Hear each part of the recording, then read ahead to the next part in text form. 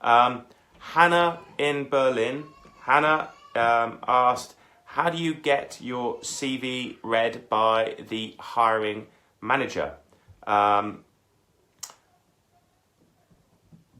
when applying for a job? What's the normal process? So again, Hannah's asked, how do you get your CV read by a hiring manager when applying for a job, and what's the normal process? Hannah, it really depends on so many different factors. I mean, it depends on the size of the organization. It depends on if the CV is going direct to the line manager. It could be being sent into a recruitment team. That recruitment team may not even be in the same country you're in. So it could be a big, if it's a big corporate giant, they may have a shared service that is actually managing that process.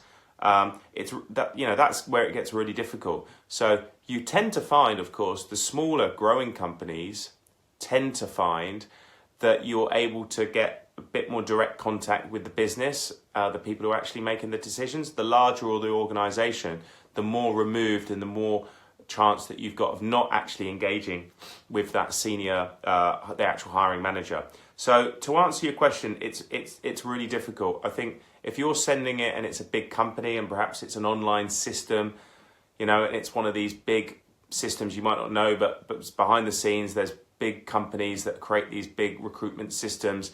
You can tell because they're a bit antiquated, they're a bit old-fashioned, they don't work very well, they don't work well on mobile. The chance of actually finding that stakeholder who's going to read your CV is quite difficult. Now, you can network into that organization through LinkedIn, but that is what your recruiter, if you're using a recruiter, that's what a good recruiter should be doing for you. That good recruiter will be engaging, looking for that hiring manager, or already know that hiring manager, and is already having a conversation behind the scenes, selling your skills, your experience, and trying to get you in for an interview. So there's no perfect answer for that, Hannah. And again, it just really depends on the size of the organization.